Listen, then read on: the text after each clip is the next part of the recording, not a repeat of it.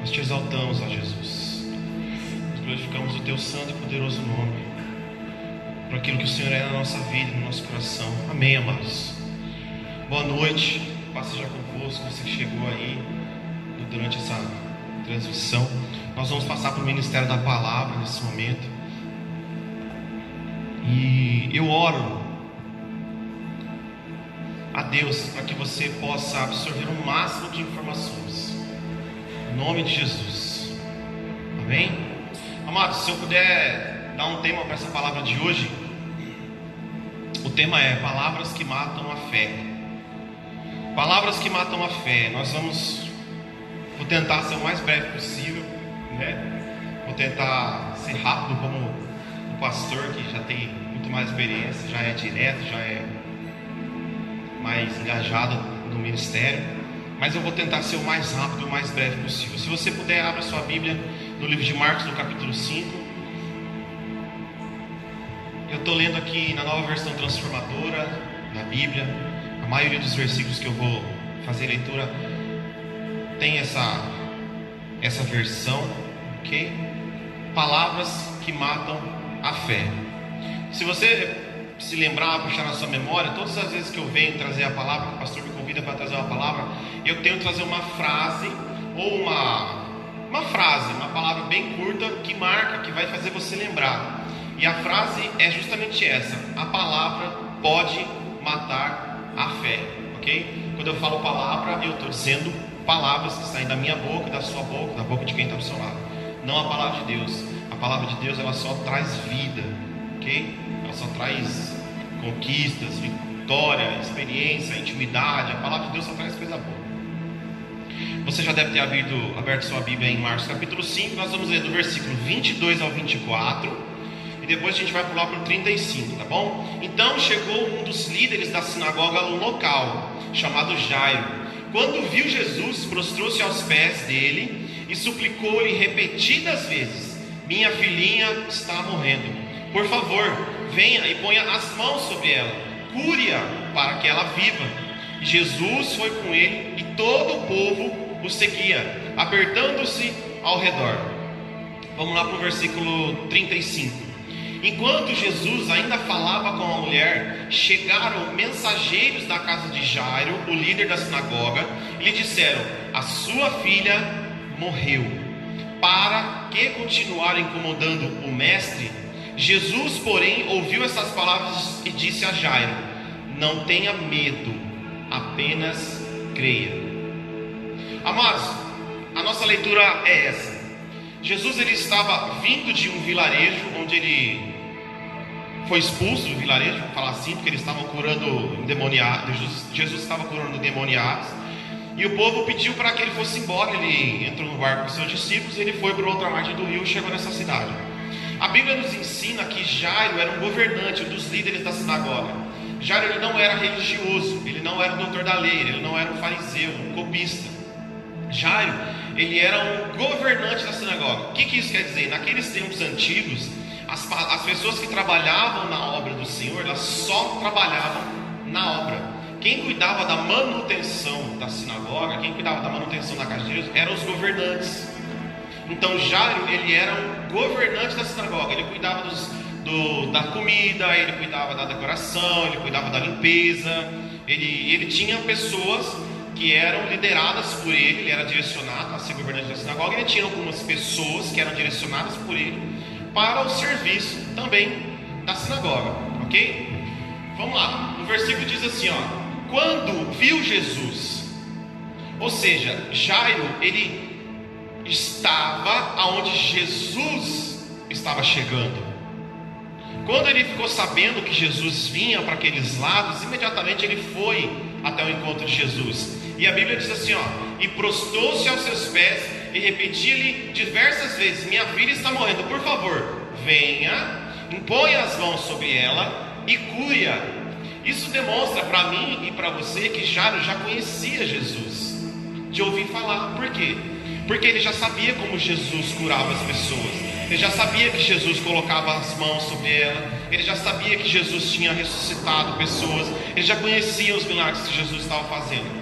E ele diz: Jesus foi com ele e todo o povo seguiu. ia se apertando. Entre o versículo 25 e o versículo 34 conta a história da mulher do fluxo de sangue.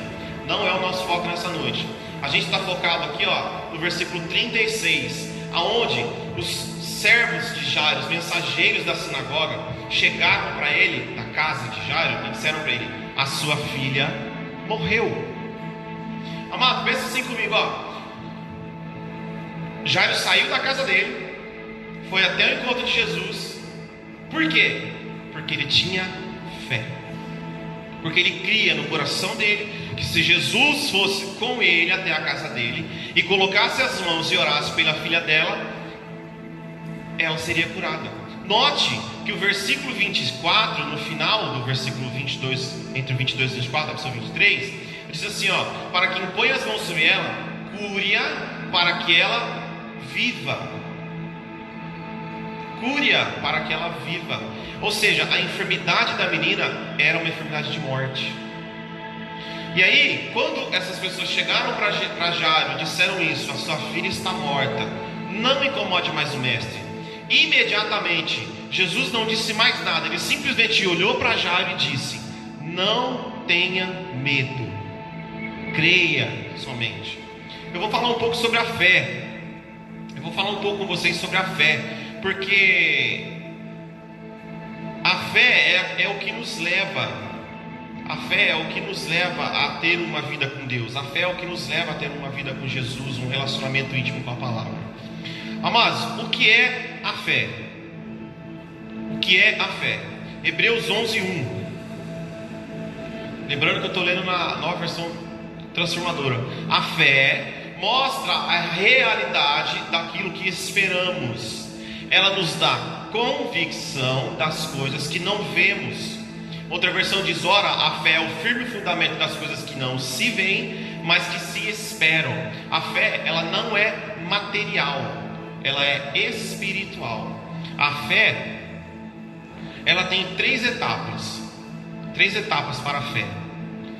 Primeira etapa da fé: conhecer. Conhecer quem? Eu conheço uma pessoa, você conhece uma pessoa e nós temos fé? Não é assim que funciona a fé. Primeiro passo da fé: conhecer. Hebreus 12:2.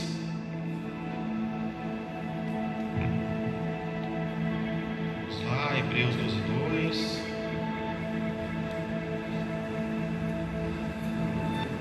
Hebreus 12:2. Olhando para Jesus, o autor e o consumador da fé, o qual, pelo que gozo que lhe estava proposto, suportou a cruz, desprezando a afronta, e assentou-lhe à destra do trono de Deus. Quem eu devo conhecer para ter fé? Jesus. Jesus, ele é o autor e o consumador da fé. Jesus, ele dá a fé a você. A Bíblia fala que Deus dá uma medida de fé para cada um. A fé pode ser pequena ou pode ser grande. A fé pode ser pequena e crescer. A fé pode ser grande e diminuir. Paulo diz aos Tessalônicos: muito me admira que a vossa fé tem crescido muitíssimo. E Jesus, ele olha para o centurião e diz assim para ele: nunca vi tamanha fé nem em Jerusalém. Qual é o segundo passo da fé, Lucas? Confessar pela boca. Confessar a fé. Vamos lá? Mateus 21:21. Mateus 21:21. Jesus respondeu: eu lhes digo a verdade. Se vocês tiverem fé e não duvidarem, poderão fazer a mesma coisa que fiz a esta figueira e muito mais. Podem até dizer a este monte: levanta-se e atira no mar, e isso acontecerá. Jesus estava dizendo para os discípulos, porque ele tinha passado por aquela figueira, ele tinha procurado fruto, ele não encontrou o fruto. E logo depois, ele foi embora, pelo caminho de volta ele passou de novo por essa figueira, e mesmo assim ele não encontrou fruto. E ele disse para a figueira: seca-te e morre. E instantaneamente aquela figueira secou e morreu. Então, quem nós devemos?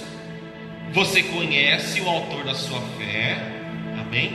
E você confessa a sua fé. Como? Pela boca. Lembrando que a nossa palavra é palavras que matam a fé, ok? Qual é o terceiro passo da fé? Confiar. confiar. Nós devemos confiar. Hebreus 11, eu já li aqui para vocês, 11:1 diz assim, ó, na parte B: ela, ou seja, a fé, nos dá a convicção das coisas que não vemos. Ou seja, nós confiamos que através da fé, Deus pode realizar aquilo que foi proposto no nosso coração pela palavra. Amado, a fé, ela não é utilizada para conquistas pessoais. Tanto que a palavra diz que sem fé é impossível agradar a Deus, e que sem fé ninguém verá a Deus. Então não adianta você tentar utilizar a sua fé para comprar um carro. Você não adianta tentar a sua fé para comprar uma moto, para comprar um computador novo. Você quer comprar essas coisas? A receita é simples. O pastor já me disse muitas vezes: levanta cedo e vai trabalhar. Porque quando você é abençoado por Deus, quando você levanta cedo e vai trabalhar, Deus, ele vê o seu esforço e ele te recompensa por isso. A fé, você orar para que Deus abençoe você com bens materiais, são formas de edificar a sua fé. Mas se o seu coração não estiver focado na essência do crescimento da sua fé, Deus, ele não vai te abençoar com aquele carro, com aquele emprego, com aquela conquista. Por quê? Porque ele sabe que aquilo está roubando o lugar que é dele. E aí muitas vezes a gente se frustra, porque eu orei anos e Deus não abençoou, e Deus não curou a minha família, e Deus não salvou a minha casa, e Deus não me deu aquele carro que eu queria. Mas a fé, ela vai te levar para mais perto de Deus, ela não vai te levar para mais longe de Deus. E Jairo, ele sabia disso. Ele sabia que quando Jesus chegasse lá na casa dele e curasse a filha dele, ele iria testemunhar daquilo para todo mundo. Ele tinha essa convicção no coração. Esse era o desejo do coração de Jairo. Então nós temos os 3 passos da fé: Jairo, conhecer, confessar e confiar. Ok? Olha só, a fé nos leva ao milagre. A fé nos leva a viver ao milagre. Irmãos, a fé, ela é o caminho até o milagre. Ela é o caminho. A fé nos leva ao sobrenatural. A fé nos leva ao Deus Altíssimo. Jairo tinha fé. Esse cara, ele deve ser muito admirado. Ele tinha fé, porque ele tinha na casa dele uma situação. A filha dele não ficou adoentada de uma hora para outra. Ela já estava doente. Jairo muito provavelmente estava enfrentando essa doença há muito tempo, porque era uma enfermidade de morte. E aí ele ficou sabendo de Jesus, ele ficou sabendo que Jesus curava, ele ficou sabendo que Jesus ressuscitava, que Jesus curava os endemoniados, que Jesus curava os coxos, os cegos, os mancos. E ele disse no coração dele, como a mulher do fluxo de sangue disse: se eu for até ele, através da fé, e eu crendo que ele pode fazer, ela será curada para que ela possa viver.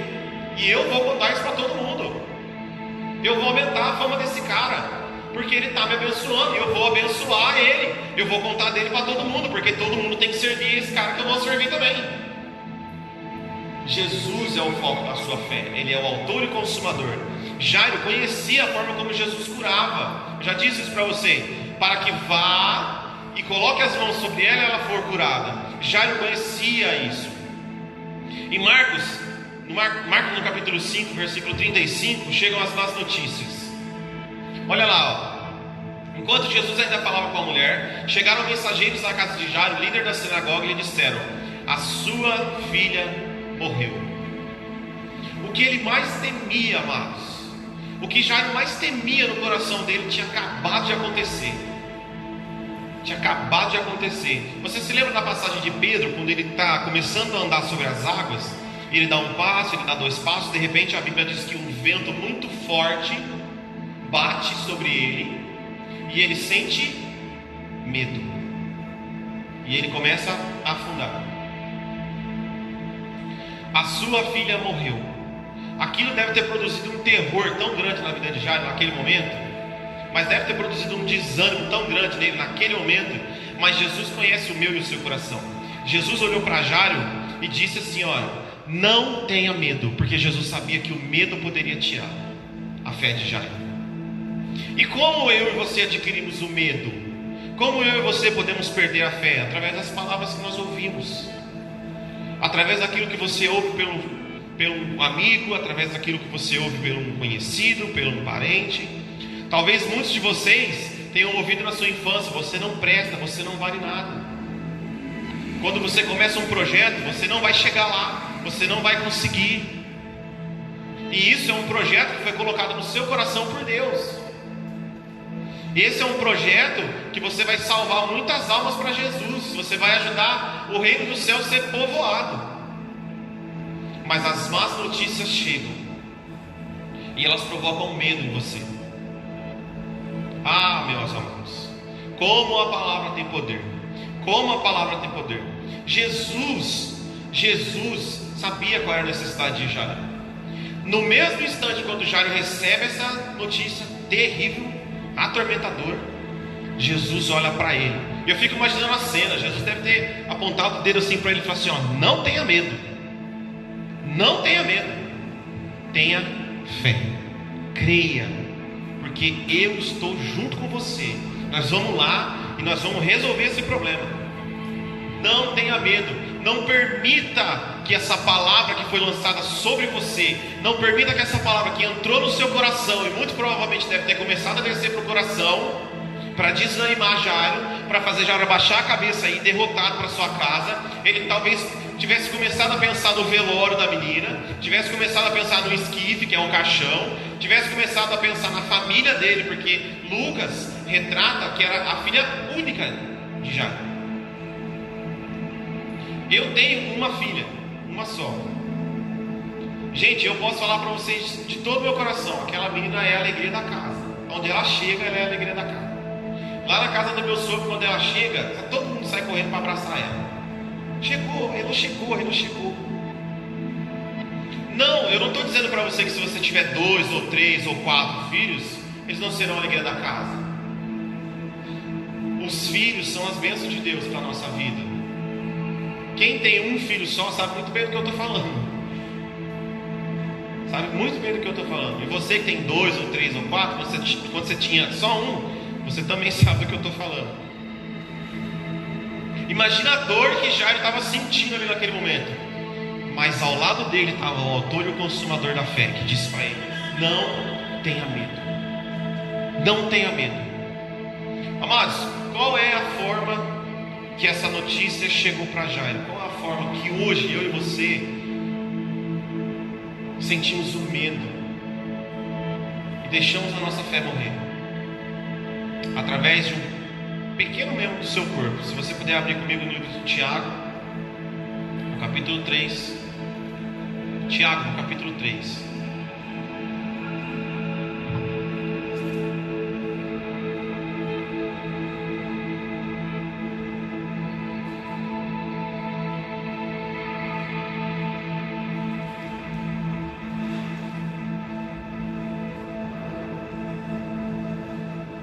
Glória a Deus. Tiago 3:7.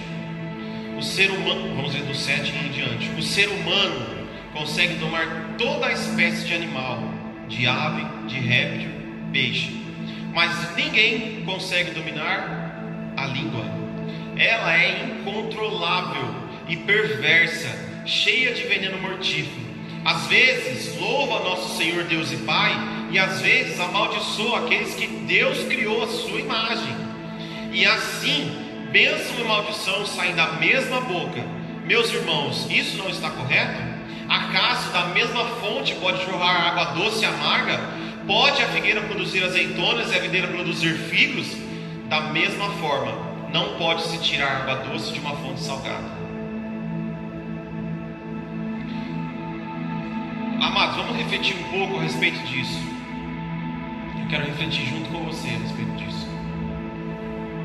Tiago está dizendo para mim e para você que esse pequeno membro que você tem aí, que todos temos, a grande maioria tem, ele é o membro mais poderoso que você tem. Uma vez eu ouvi um pastor dizer que lá no princípio, Gênesis 1, quando fala que a terra era sem forma e vazia, e as águas pairavam sobre a face do abismo, e Deus ele começou a ordenar que o mundo fosse isso que nós temos hoje, que haja luz, que haja estrelas, que haja mares, oceanos, que haja divisão. E aí ele disse assim, ó, sabe qual foi a primeira coisa que Deus inventou? Sabe qual foi o primeiro inventor? Qual foi a primeira coisa que Deus criou? Foi a fala. Porque a Bíblia diz que através da palavra Ele criou tudo e todas as coisas. Então, Deus, Ele pronunciava que haja luz, que haja separação, que haja o firmamento, que haja a estrela. A primeira coisa que Deus criou foi a fala. E João fala que isso é tão poderoso, tão forte, amados, que João diz assim, ó, e ele era o verbo, e o verbo se fez carne, e tudo quanto foi criado através dele não se fez. Na versão inglesa, a palavra verbo significa palavra, e não verbo, é palavra. Eles mudaram a versão para ficar mais fácil de entender. E ele era o verbo, Jesus era a palavra. Então nós precisamos entender que a palavra, ela tem muito poder sobre a minha vida e sobre a sua vida. E quando eu digo muito poder, amados, eu estou dizendo justamente isso. Ela tem poder para matar a minha e a sua fé. Como? Lucas, mas é muito difícil. O Tiago mesmo está falando que ninguém consegue domar a língua, mas é muito complicado. Como é que a gente vai fazer? Ah, meus amados, a Bíblia ela nunca é controversa.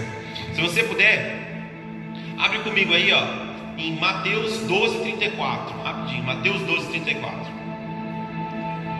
Jesus, ele está dizendo assim, ó: raça de víboras, como poderiam homens maus como vocês dizerem o que é bom e correto?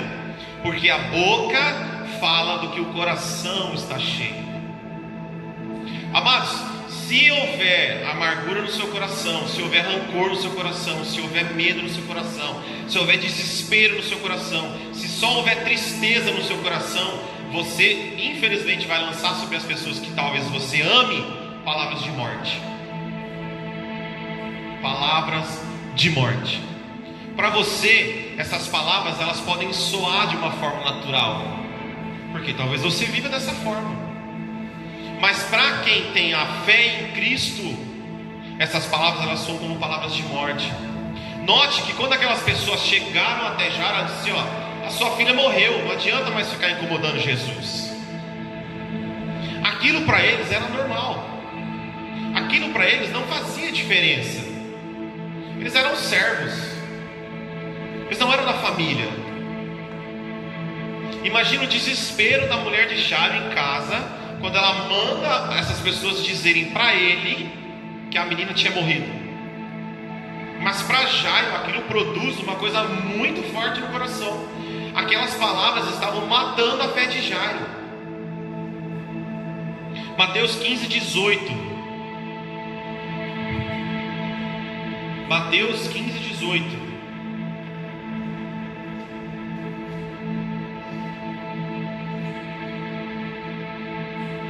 Eles estavam falando sobre alimentos na mesa e Jesus disse: explique-nos a palavra de que as pessoas não são contaminadas pelo que comem. Jesus olha assim e fala: vocês ainda não entenderam? Tudo que comem passa pela boca e vai para o esgoto, passa pelo estômago e vai para o esgoto.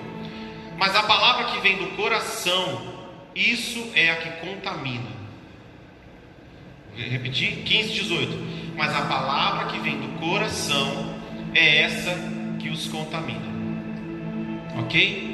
Então nós podemos entender aqui que se o nosso coração estiver de acordo com a palavra de Deus, que traz vida e vida em abundância, nós vamos lançar palavras de vida sobre as pessoas. Agora, se o nosso coração não estiver cheio da palavra de Deus, amados, infelizmente nós estamos lançando morte sobre a vida das pessoas. Devemos nos livrar das palavras que podem matar a nossa fé. Amados, se o meu e o seu coração não for cheio da palavra de Deus, cheio do que o Espírito Santo produz, cheio da alegria e das conquistas que Deus traz sobre a nossa vida, nós estamos lançando maldição sobre a vida das pessoas. E não foi para isso que eu e você fomos chamados. O último versículo, Colossenses 3:8. Paulo diz à igreja de Colosso: mas agora despojai-vos também de tudo, da ira, da cólera, da malícia, da maledicência e das palavras torpes da sua boca. Que nós possamos ter uma vida abençoada pelo Senhor. Mas se eu e você não estivermos cheios da palavra de Deus, não adianta se enganar, amado. Hoje você se sente abençoado, mas tudo que você tem é vazio. Tudo que você tem. Não permita ser um mensageiro de más notícias.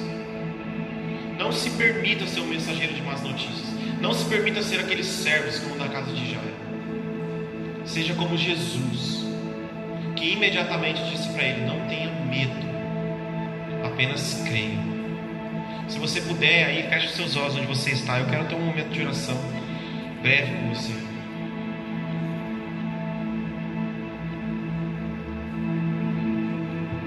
Senhor, eu quero te agradecer, Deus. Te agradecer, Deus, por mais uma oportunidade de trazer a sua palavra às nossas vidas e aos nossos corações, de ser usado, Deus, como instrumento, Senhor, na vida dos teus filhos.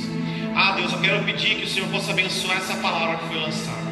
Senhor, eu quero te pedir que o Senhor possa abençoar essa semente que foi lançada, que essa semente possa encontrar, Deus, um coração grato e agradecido, Deus, por essa oportunidade de ser transformado e renovado pela sua palavra.